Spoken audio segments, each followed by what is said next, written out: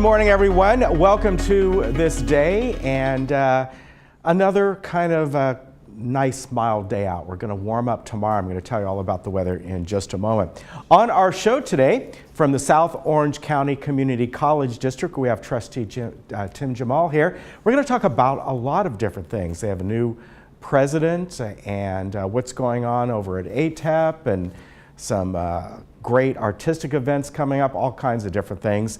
And we're also going to talk about KSBR, how their format has changed. We're just chatting about that and let you know they had kind of merged with another station, and we'll find out more about that. Then we're going to bring you a segment from the El Toro Water District, and this is going to be talk about the, you've been hearing about how they're going to come in. They're starting, I think pretty soon, in a couple weeks, at phase 2 of their recycled water project. It's a much smaller project. They're doing the same thing as they did before, but they have less to do this time around. So we'll bring that segment to you as well. Now, there are no meetings today. However, tomorrow is THIRD's annual meeting. So if you'd like to attend that, that'll be 9:30 in the boardroom. So you can go there as well. And let me give you a rundown.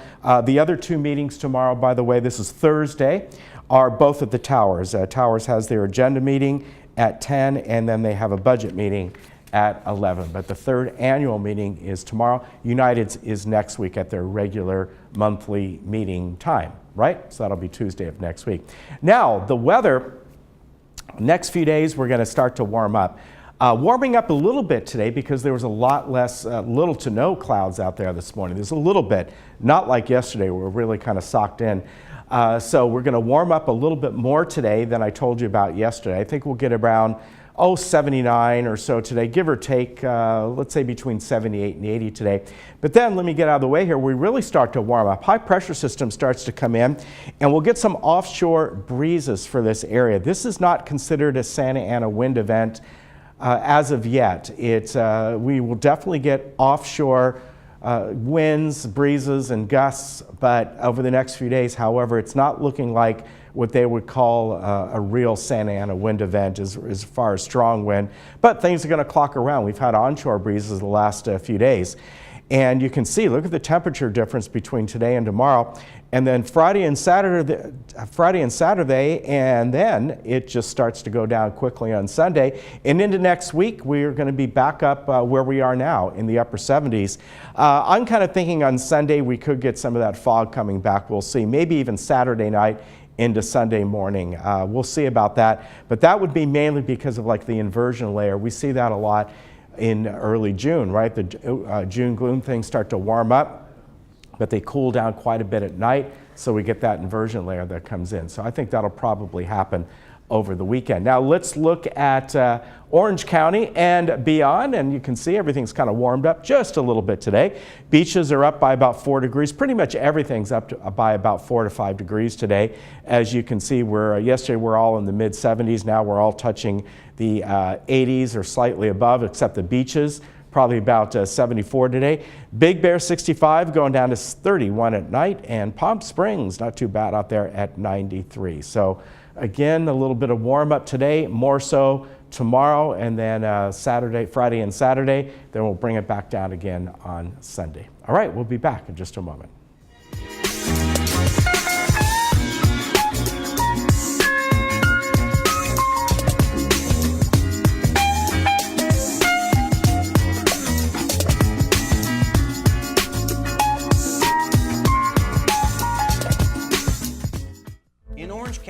We have a different style. We play different, work different, and shop different than anywhere else. And now we have a different way to buy a car.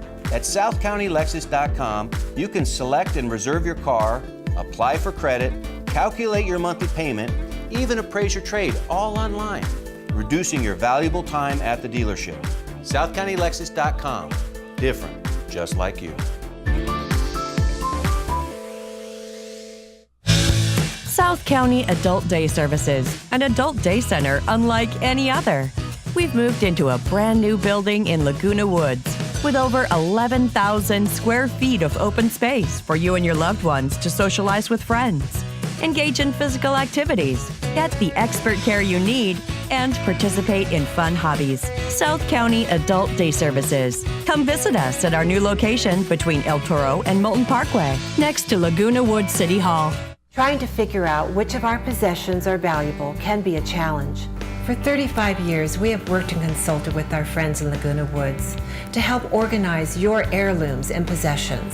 South Bay Jewelry has established trust to organize your possessions and heirlooms, guiding you with your most valuable items to help decide what to sell and appraise and preserve your legacy. South Bay Jewelry, next door to OPA in Aliso Viejo. Your body is made for work, play, and adventure. All the things that make life amazing. But when pain gets in the way, turn to Hoag Orthopedic Institute to get you back to doing the things you love. At Hoag Orthopedic Institute, we're experts at getting you out of pain and back to golf, running, or yoga. Whatever makes you, you.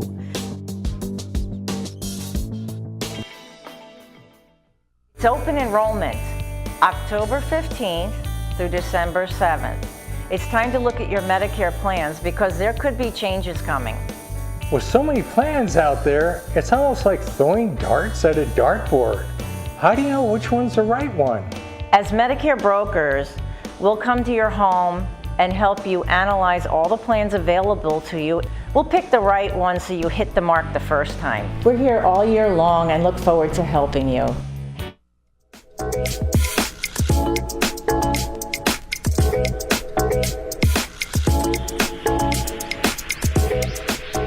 Welcome back. With us right now from the South Orange County Community College District is Trustee Tim Jamal, and it's good to have you here today, sir. Good to be here. We've got a lot to talk about, but I've got your slides that were sent over. What we're going to talk about, though, along with this, is we're going to get into KSBR. We'll get to that in just a moment because there's a change that we were kind of surprised about. We didn't know, but apparently it's been in the talks for quite a while, right? Yeah, there have been negotiations for up to about 5 years now between Saddleback College and Cal State Northridge to figure out a way that the two stations could work together because they're on the same frequency. So oftentimes, even if when you're in South Orange County, you'd hear KCSN, which is the Northridge broadcast, and when you're up in LA, sometimes you'd hear KSBR. Right. And it was, in many areas, it was patchy. I have an office in Santa Ana. I get to Santa Ana and I couldn't hear KSBR. All I heard was static. Yeah. So they're both on 88.5, and the idea was instead of reaching 1.5 million people each, let's harmonize our efforts, create joint programming, have one super frequency, and we can reach up to 10 million people in Southern California. So that's the idea behind it. The negotiations, I think, were off and on for a few years. The public was not, although we discussed it at board meetings, I don't think it was well known. You guys just found out about it a couple weeks ago. Yeah, we play that music, KSBR, in the background during our message board and things like that. And it was primarily jazz of different variations. And just the other day, I think it was yesterday, we're like, what? We must have the wrong station. Did we not tune this right? And we were trying to figure it out. But it's KCSN. KCSN and KSBR, and both, they're maintaining their identities. If you listen, they say this is KCSN, Cal State Northridge, and then after that follows, they'll announce it's KSBR, Saddleback College. Okay. And the idea is to create joint programming that has, the music has changed somewhat. I'm sure you noticed that. And I think it's evolving. I'm not sure the programming is still set. I still think they're going to figure it out. There's a big event coming up in LA on October 23rd to announce this new effort. Okay. Sheryl Crow is going to headline it on October 23rd at the Fonda Theater in LA. So if you're available that night, we could try to get you a ticket, Ken. All right. Yeah, and this is, by the way, this is not something that's unusual. This happens a lot with AM stations just in general. And still to this day, there's certain AM stations, they'll give you their call sign and it'll be 2 or 3 sometimes, and just depending where you're at. Right. I mean, there are many of us, myself, that love the old KSBR format. I like jazz. Yeah. Smooth jazz in the morning and your rush hour traffic is very soothing. But I'm looking forward to the new format, and if we can reach more people, all the better, and get our students more involved. I think that's part of it as well, to integrate the programs and the studies into the radio efforts. So we'll see how it goes. All right, very good. Now, let's get into what's going on in Saddleback College. And with the Emeritus Institute, there's an estate planning workshop coming up on October 14th. So I don't know if you've gone through estate planning. Recently, my wife and I have gone through many different iterations of estate planning for mostly unfortunate reasons. Yeah. And having the knowledge of how to go through that process is invaluable. Right. Because there are a lot of different options that are available to you.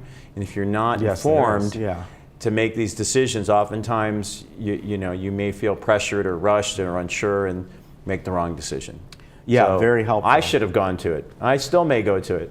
Yeah, there's a lot that goes into that. And right now, of course, they're looking at different tax rules that may or may not come into play. Well, they're floating the idea that the Trump administration is floating the idea of eliminating the estate tax, which is the so-called death tax, the inheritance tax. I'm doubtful it's going to be entirely eliminated. When George Bush took office, the son, I mean, that was one of his main goals, and it didn't happen. Right. There have been lapses. There was that one period, I think, in the early 2000s when the law had elapsed. And there was a 6-month period that, unfortunately, if someone happened to pass away during that period, there was no tax, and then Congress enacted new estate tax legislation.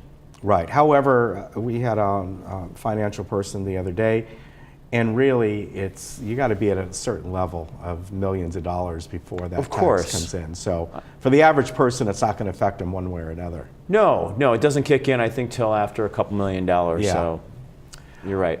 All right, now over at Irvine Valley College, the Emeritus program is having their Orange County Fair Ribbon winners.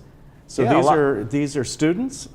Well, no, I think the instructor has submitted some of her work that's gotten recognized, and I think the illustration here is that some of the students have submitted and been recognized. Yeah. So it's not my area of expertise at all, but I'm impressed that the instructor and students have both been recognized, and I think it's awesome. Yeah, they do. Of course, it's the Orange County Fair that we're talking about, and other fairs really in the area. This one's Orange County Fair, but some of them may put things in. You can put them in for other places as well, and they were awarded, as you can see there. Right. Very good.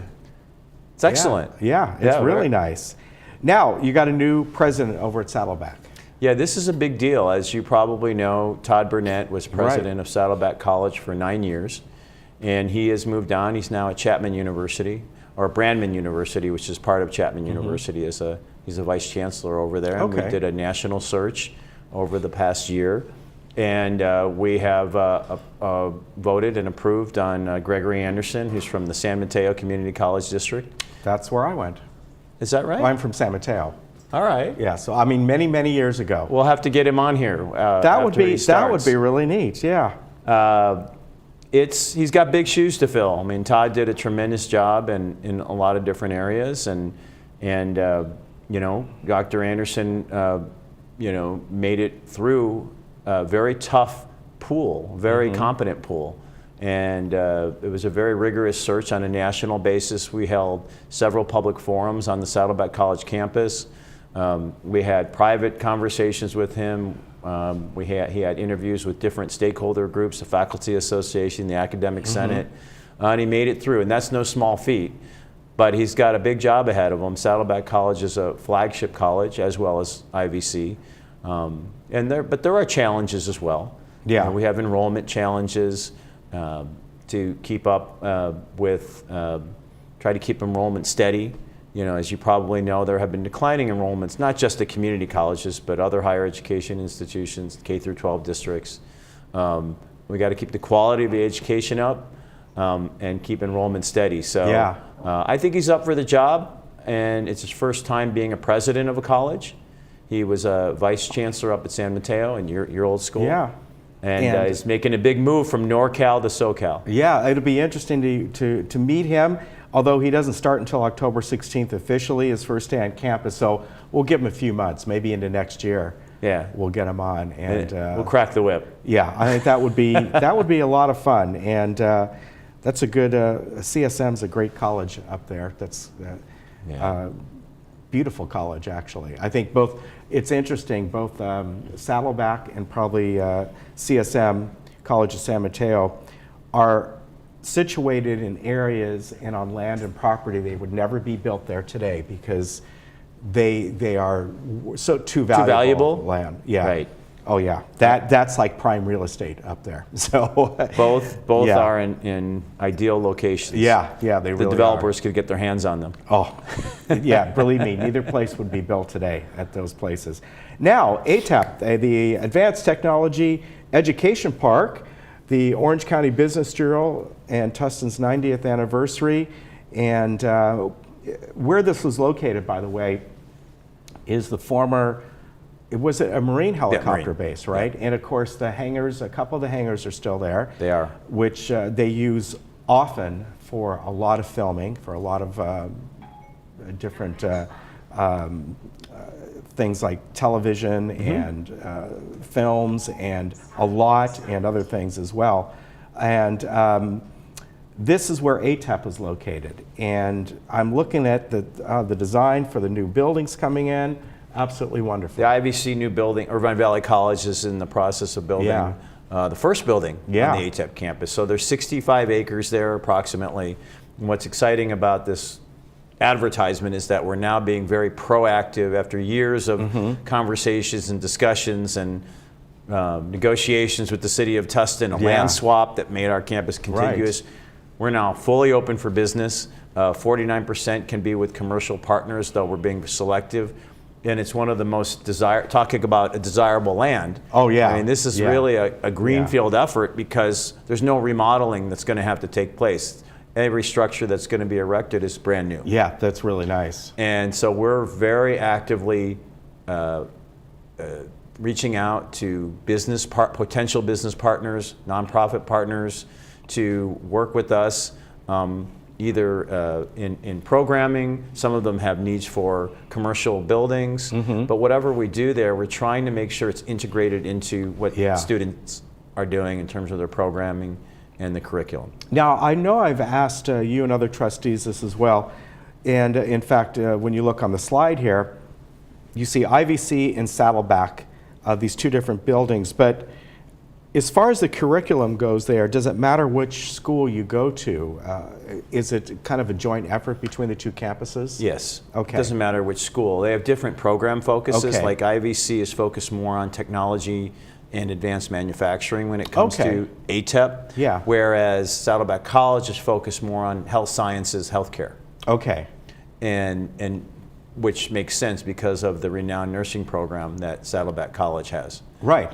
Right. So you just got a new science building down there. We did. Right? We just dedicated a new sciences building. It's a wonderful place. So this is very exciting. We've actually added additional resources. We've hired a staff member for the sole purpose of developing public-private partnerships at ATEP and across the campus. I think it's going to be really the way this is being set up. I think this is what you're seeing going on in the future for really other community colleges around the nation. I think they're going to look at this. But not just community colleges. I was in San Diego Monday and Tuesday for a major national conference on public-private partnerships in higher education. Yeah.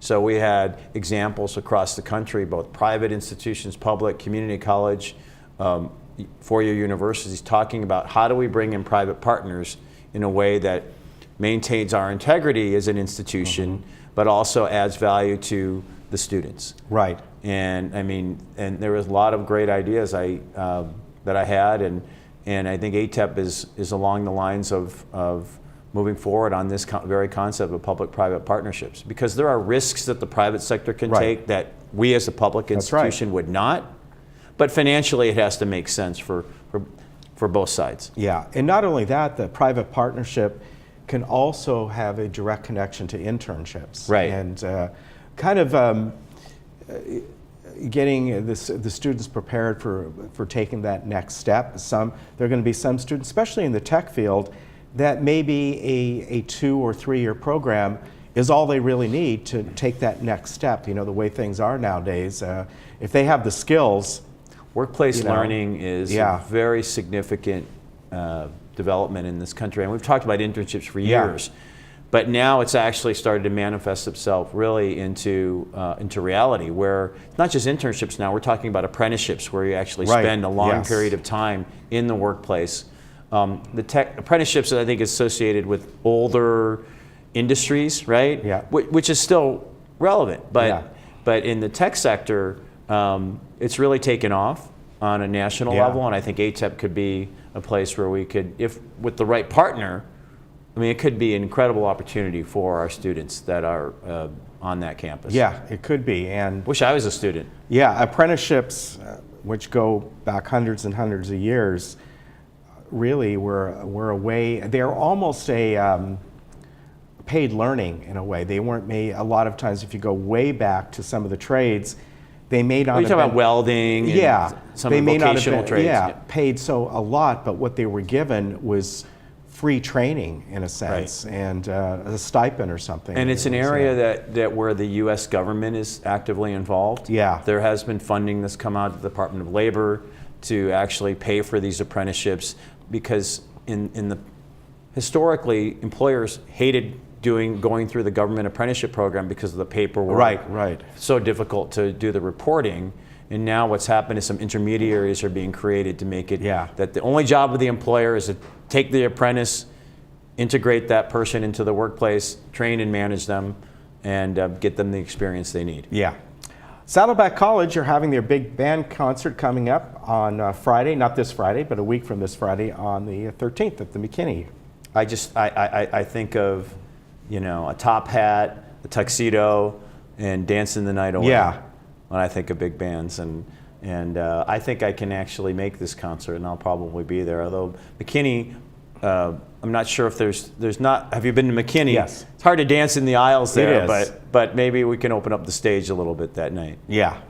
The McKinney is a great venue, not a huge venue, but it's a really nice venue. So you'll find a place to dance, I'm sure. Also at Saddleback College, the Trojan Women. Now, what is this all about?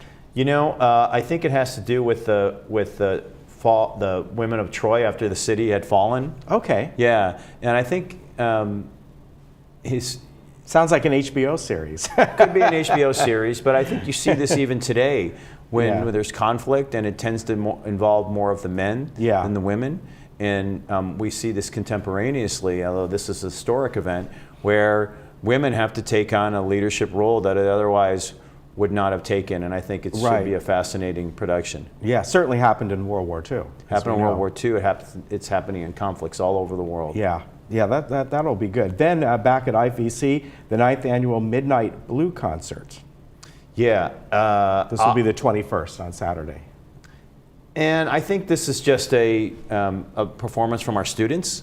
So you're going to have a different set of musicians, different kinds of music, and I mean the energy that the students bring to these kinds of performances is awesome. Yeah. So I mean, I personally like seeing the students perform. It's a little more raw. Yeah, but it's a lot of fun. But it's very exciting, a lot of fun. Yeah, and fun for them as well. Also at IVC coming up at the end of this month will be West Side Story. One of my favorite musicals, West Side Story. Yeah. I was just thinking about that the Jets and the Sharks. The Jets and the Sharks, yes. We are the Jets all the way from our first cigarette till the last dying day. That's right. You know that. Henry Mancini, right? I think he was the writer. Did he write some of the music? No. It was, wasn't Henry Mancini. Oh, it wasn't? Okay. I thought he wrote not the lyrics, but the music, but I might be wrong. I do know that it came out in the 1960s. In the 60s. Yeah. It was huge. That movie was huge. It was a play first, obviously. Yeah, and then it's obviously an ongoing Broadway musical. And Yep. And this will be good. This will be coming up the 27th, 28th, and actually all the way the end of October, the first week of November. So if you want to check that out at the Irvine Valley College main Natalie stage. Wood was the lead actress in West Side, in the movie production. Yeah, the movie. Yeah, very young Natalie Wood. So that's what's going on in the South Orange County Community College District. And as we started with, if you listen to KSBR, you'll hear some different music. 88.5 KSBR.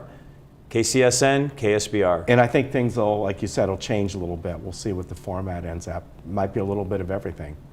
Seems that way so far, Yeah. Base. I'm going to go listen to it on the way out of here. All right. See what's going on. Very good. Tim, good to see you. Ken, great. Thank you. Thank you very much. I look forward probably in a few months to get the new president on. That'll be fun to talk to. Sure, even sooner. Yeah. Yeah, when he's ready, we'll be ready. Very good. All right, very good. We'll see you later. Thank you. We'll be back. Bye-bye.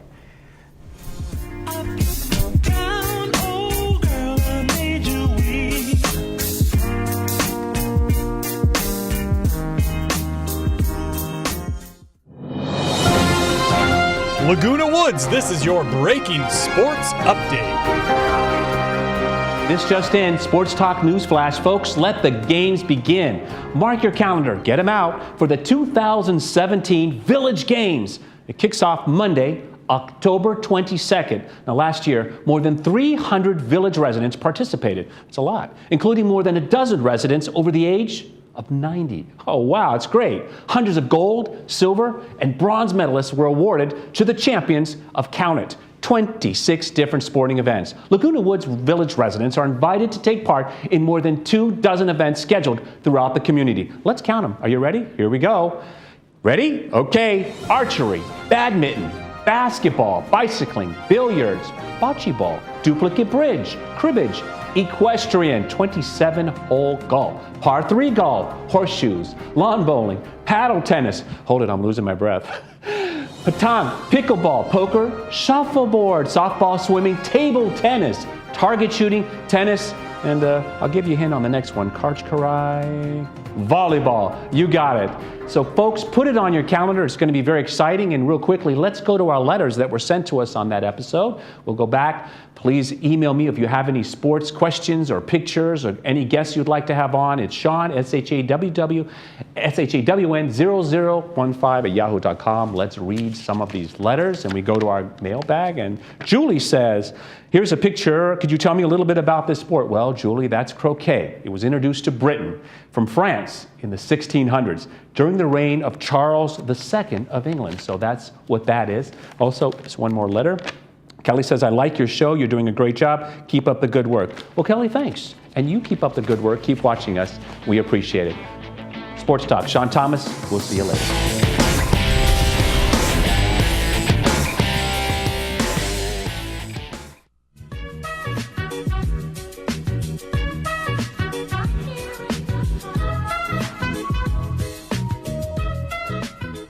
Welcome back. With us right now is Scott Goldman of the El Toro Water District. Good to see you, sir. Thanks again. Nice Good to be have you here on. again. Today, primarily what we're going to talk about is your demonstration garden, which is people could see, I guess, if they drive up Alicia, because you had a lot of grass out front. Am I right? It's right yeah. about there by your parking lot? Yeah, off of Los Alisos. Yeah. Yeah. Oh, Los Alisos, excuse Yes, me. that's I okay. said Alicia.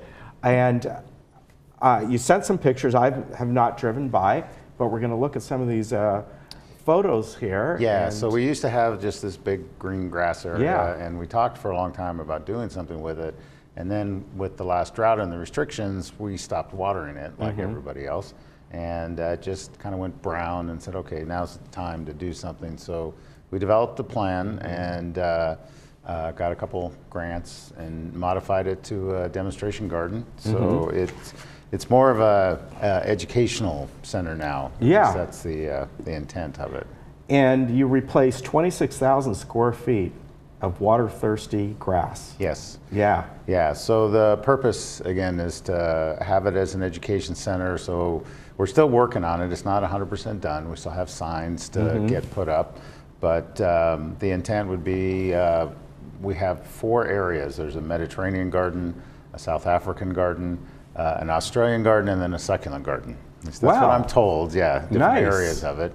And then we'll have signage that'll explain what the plants are, and we hope to get that in soon.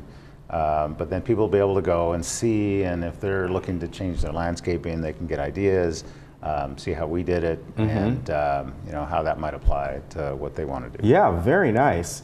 I love the plan here. It may be hard to see the name of it, but it's the Red Bird of Paradise. Yeah, and that part I'll pronounce. The other part I'm not going to try. I'm not going to try either. And it's a different kind of bird of paradise than what people are used Yeah. to. But Yeah. I really like the look of that. Also, you want to talk about some of the funding that Yes. came through. For So we this. got the whole project cost about $250,000 between the design and the construction. We got about $30,000 in conservation grants Okay. through Metropolitan and MODOC. And then we partnered with several associations. The Saddleback Community College helped us pick out some of the plantings, and then we're working with the Garden Club in Lake Forest, and also Cal Poly on the signage. So, so it's been, and then the Garden Club also will probably help us when it comes to having tours. Yeah. We're going to offer that on the weekends. That'll be on nice. occasion. Now, the next slide, you show even more photos and sort of the progress of this, right? Right. Yeah. So this is the garden pretty much done now. And actually, I think we just finished it up this summer, and I was amazed at how quickly things bloomed and Yeah. grew. So things grew pretty fast. So we have a kind of a creek bed that meanders through it. We have the decomposed granite walkway, and then a number of the vegetation. And as you walk through it, you go through the different types of gardens, and then we have the artificial turf as well, along with the different type of irrigation systems. So we'll not only have signage on the plants, but also on some of the suggestions for how to irrigate, because you still, even though it's drought tolerant, they still require some water. Yeah, they do. Yeah. Now, we're going to move on to an update of the recycled water district system project, which of course you're in the, it's a phase 2. It's a because phase 2. Phase 1 was about 2 years ago that it was finished completed? it up about 2 years ago. Yeah. And that was a project long in coming. Yes, it was. Was more involved than this phase 2. The map, the purple lines, those are all in the ground and part of phase 2. Phase 1, and the yellow is the Gate 9 area. That's Okay. our west side part of phase 2, and we've already awarded that contract. We actually awarded it to one of the contractors that worked on phase 1. Okay. So we're familiar with them. They did a great job the first time.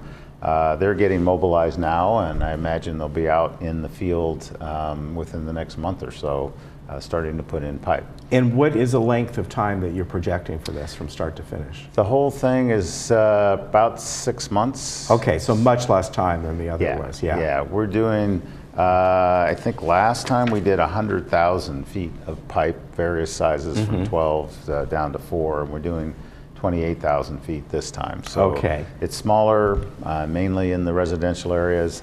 We're out to bid right now on the east side system over by Gate 5 and 6. Okay. So that'll be following closely behind. The cost of this phase of the project is about $10 million, and we're getting some grants and low interest loans to fund that. And then similar to the garden, we're funding the recycled out of our restricted reserves. Okay. So this is not coming out of our main rate base, but this is the reserve money that come out of our Tier 3 and Tier 4. Okay, very good. And I know you also, you always do your outreach, your communications, and there are places that people can go. Now, of course, your own website, etwd.com, and from there, you can find out not only about this project, but about drought-tolerant plants in your garden and all kinds of things. Yes, and so we'll have The Waterwise some, project, that's yes. what it's called, yes. We'll have some inserts I think we partner with the city on newsletters Yes. out in the community, Yeah. and then we'll be running commercials. Yeah, you will, like you did last time. Like we did last time, so I think it's going to run for a full 7 months. And every week we'll update which streets we're going to be on, so people will know and hopefully won't be surprised. We'll also be putting out notices in the neighborhoods when we're going to be in an area, so anyone shouldn't be surprised when we're out there. They should get plenty of notice, and they should watch your channel, and they'll see All right. we're going to be out there. Very good. Scott, always good to see you. Good to be Thank here. you for the update, and we'll Thank have to you. get up there and do a piece once the garden is completely done, do a walk around. We plan to have a dedication ceremony once we get all the signs in. So That'll be fun. we'll let you know. All right, good to see you. You take care, and we'll be right back.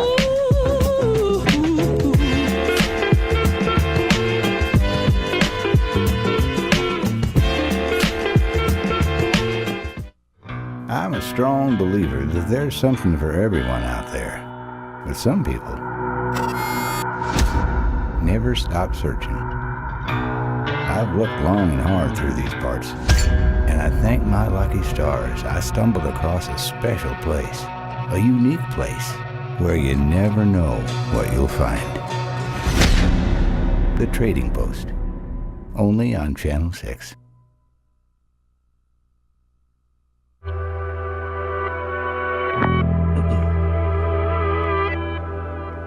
Welcome back. Well, you just saw that spot featuring Eternal Roots, how you can get help creating your memories, really, that you can pass on to others. And today we have the owner of Eternal Roots, Tom Ladegard. Nice to meet you, sir. Thank you for having me.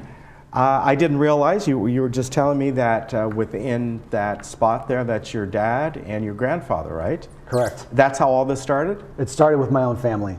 How did you get the inspiration? You know, every time I would part company with my grandfather, who was 96 at the time, I would wonder, is this the last time I'm going to see him? Right, right. And I realized there's so much about his life that I just don't know. And you know, I knew he grew up in the Depression and that he was a bomber pilot in World War II, but I didn't really know any details. Wow. And so one night, it was Christmas dinner. We're hanging out with family, drinking wine, sharing stories, and I just had the spontaneous decision that when Grandpa comes to visit me next week, I'm going to interview him and record his life story. I'm an attorney. That's my background. I'm a litigation attorney, so I'm used to taking depositions and witness testimony. And so I decided if anyone in the family's qualified to do it, it's me. So I'm going to do this. I have a camera. So I just asked Grandpa during lunch, can I interview you? I want to record your story. What was his reaction? You know, I had zero tact leading up to this. Yeah. I didn't lead up to this at all. I just hit him between the eyes. And he was open. He said, oh, okay. I think he was flattered. Yeah. That I would take the time to focus on him. I think that's really good that you were able to start with somebody who was familiar to you. Right. So you kind of knew somewhat where to begin, but I bet you found out things about your grandfather you didn't know, right? It was fascinating. And the biggest thing that I learned that I did not know was that he was a bomber cadet in World War II. He was about to get shipped out to the Pacific. He was in New Mexico getting ready for a training flight. The sky lights up. And the official word from the government was that it was a munitions dump. Yeah. But it was the napalm test. Wow. That he saw, and I never knew this about him. And so I'm recording this interview, and I was amazed that I was getting this kind of testimony about his life. So I've got pictures of my grandfather in here. So what I did was I realized I had all these photos from my grandfather's previous birthday. We had a CD of photos. So I started playing around with the video editing and dropping photos into the book. And so then it's photos into the video. Then I transcribed the video and I made a book about his life. So is this sort of the prototype of what became the books you do for clients now? Correct. Okay. And you've got, you know, I was looking at this a little bit earlier, actually looking at the other one, and great photos in here that I would assume the work behind this, and when you go out and you do this for others, is gathering this information and be able to collate it and figure out the timeline, because you may be dealing with people at a time in their life. They'll have the photos, they might remember them, but they may not exactly know, well, it was this year that this happened. So you have to do some investigation. Your background, right, as an attorney. Actually, I do a little bit of background, and I give my clients a preliminary interview form to jog their memory. It's for them more than it's for me, just to get them thinking about their lives, so I don't catch them flat-footed. I want people kind of prepared. Yeah. And so I go into these interviews, I have some scripted questions, but a lot of it's just kind of give and take. And the best testimony comes out unscripted. Right. And so I wasn't looking to do this as a business. When I did this for my grandfather, I just did this for him. And people told me that they wish they did this with their own parents when they were alive. Right, yeah. And so one night a light bulb went on, and I thought, I need to do this for others. I see you have the books here and you do the videos, right? Now, you have different packages available. How does that work? If people can just have the video or just the book? Correct. So I've got different packages. I've got one called Highlights, where we talk for an hour about the highlights of your life, and you get a video with your photos. Okay. And every video starts with like an opening montage set to music, and that's playing in the background right here. And then my most popular package is called Reflection. That's where you Okay. get a 3-hour interview, you get the video, and then you get the book as well. Okay. And that's called Reflection. And these books, again, have so many different photos, but the important thing is you sort of transcribe the interview. Is that what it is? It's a word-for-word transcription. Okay. And this pretty much matches the video as well? Pretty then? much. I make them look good, Yeah, you know. right. I take the ums out. Yeah, exactly. But it's really nice here the way you do this. In fact, I'm looking at this here, and this is somebody, it's basically a homemade, almost ancestry.com type of thing, right? This particular family client tree. had his family tree. Yeah. I told him, scan that and send it to me. I'm putting it in the book. Wow. So this way, his 13 grandkids, Yeah. when my client's gone, his 13 grandkids are going to have him in his own words sharing his life story. Yeah. Wow, that is something. It's And powerful. when you hand this off to family members and they see it for the first time, they're seeing the story of their grandfather or grandmother, whoever it might be, the feeling just must be spectacular, right?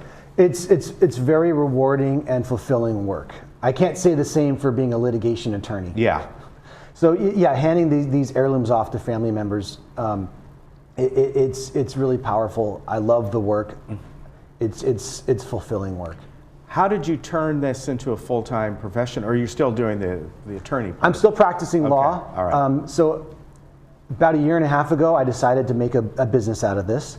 I launched the website in April of last year, taught myself video editing, taught myself web design, taught myself videography. I had to learn it all. My background's litigation, and before Right. that I was a line cook. So okay. these are all new skills for me. Yeah. And I just found that I had a knack for this. I really enjoyed it. I'm passionate about it. And so I started doing this on the side. I got hired by the County Bar Association earlier this year to make memorial videos for attorneys Wow. who passed. They have an annual ceremony. Yeah. And they would just have someone talking at a podium, and I thought, we need to go further. We need to Yeah. go deeper. I want to make videos. So I approached the county bar, said, hey, I'm a lawyer. I want to do this. This is my business. And to my shock, they hired me. Yeah. And so 6 Wow. attorneys got inducted this year. I interviewed That is really nice. I interviewed 18 people, judges, spouses. It was powerful. It was very powerful. And I made 6 videos that were shown before the entire bar association. I was so busy running around doing these videos and so focused on this, I just didn't have room in my life for a law firm anymore. So Yeah. one thing had to go. And so that was what went. And this is the most rewarding for you, obviously. Correct. I jumped off the cliff and went out on my own. Your website is eternal-roots.com. Correct. And when people go there, I went on it the other day, people can see the packages available, examples of what you do. And you come to their house, right, to get the ball rolling. I'm sure you do like pre-interviews and things like that, and kind of give them a feel of, okay, this is what I'm going to kind of need from you. Gather your family belongings and your things that are photos and stuff maybe you want in the book. My question is, who usually contacts you? Is it the son or daughter of their dad or grandfather, or is it the grandfather that says, hey, I want to do this for my family? Usually people are too humble to hire me directly for themselves. Right. That's happened one time. Usually it's a wife or a daughter. Okay. It's always a female. So women, Really? yeah, I look back at the universe of all the interviews I've done, every person who's hired me has been a female. So it's either a wife saying, come interview my husband, or it's Yeah. a daughter saying, come interview my dad. Wow. So those are the people who see the value. So the process is, I get on the phone with the interview subject and we become acquainted. We'll do a video chat if that's feasible. I'll send them the preliminary interview form, get them thinking about their life, answer their questions.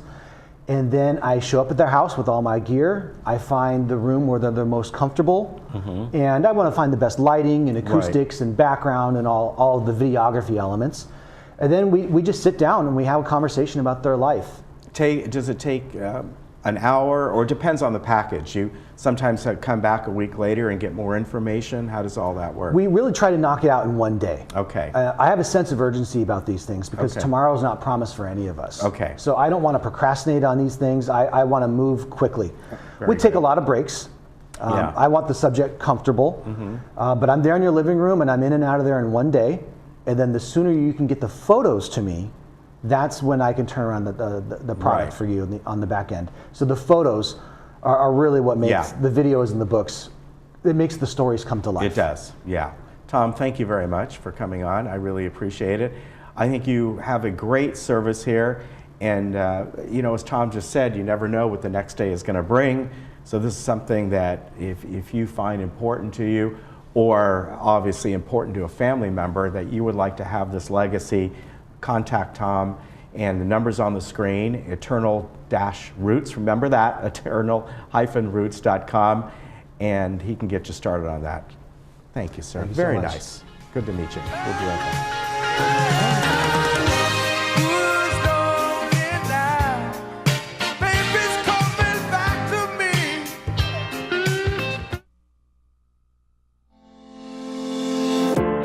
Managing your own medication can be stressful. For decades, we have watched you stand in line at your local pharmacy and battle with insurance companies, all to be left with the difficult task of organizing, managing, and remembering to take your medication. AmeriPharma offers a new way of simplifying the lives of you and your loved ones. Introducing AmeriPharma MedBox. How does it work? Submit your prescriptions and insurance information online. Get your medications delivered to your door. That's it.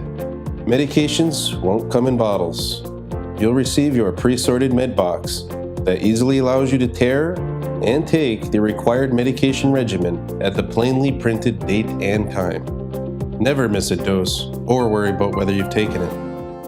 AmeriPharma MedBox is so simple, and now my mom can manage her medication all on her own, and that gives me peace of mind.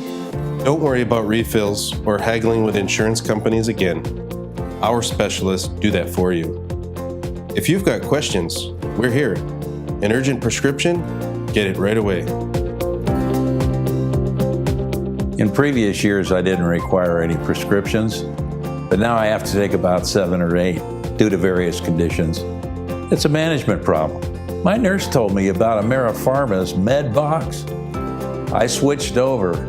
Boy, am I glad I did. It's really easy to use and it solved all my problems. Much different than what I had to go through opening bottles before. I'm so thankful. It's changed my life. It could change yours. You should try it. We care about one thing and one thing only, your improved quality of life. Making medication simple for you and your loved ones is surely a step in the right direction. We have been trusted by patients, nurses, physicians, assisted living facilities, and the government for over 15 years. We are ready to take the next step with you in reinventing your pharmacy experience. Now we have reduced all of your pharmacy service needs to one simple box. AmeriPharma MedBox, the new standard in medication management.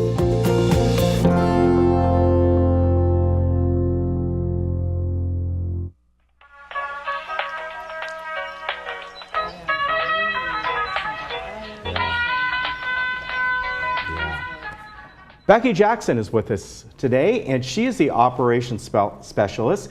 We're going to talk about a few different things today: transportation, and then on the operations side, we're going to talk about trash enclosure, cleaning project, and all kinds of different things. Becky, good to see you today. Good to see you too. Now, you have been on several times, and one of the main topics you have talked about is the demand response system for Sundays and holidays. So let's go over that again, how that works and how it can really help out somebody on those days. So a lot of feedback was that people didn't know that demand response was available. They thought that we were going to still run the regular routes, and unfortunately they were unaware, and we had sent out information through the Breeze, the Globe, email blasts. I've been on TV, as you know. And also during our transportation survey week, we had handed out flyers. That's right. And so we're trying to figure out what had slipped through the cracks. And so now what we're doing is we are sending out notices both in Farsi, Korean, and also Mandarin for some of those residents that maybe hadn't gotten it. But we do want to make sure the information is out there. Okay. So talk about the demand response a bit. We got some information up here on the screen. And also talk about the, on Sundays and holidays, that about the routes, that this is kind of taking the place of that. Am I right? Okay. So we're no longer running the 8 regular routes for Sundays and holidays. Okay. Instead, what you do is you call by noon the day before and you schedule your trip.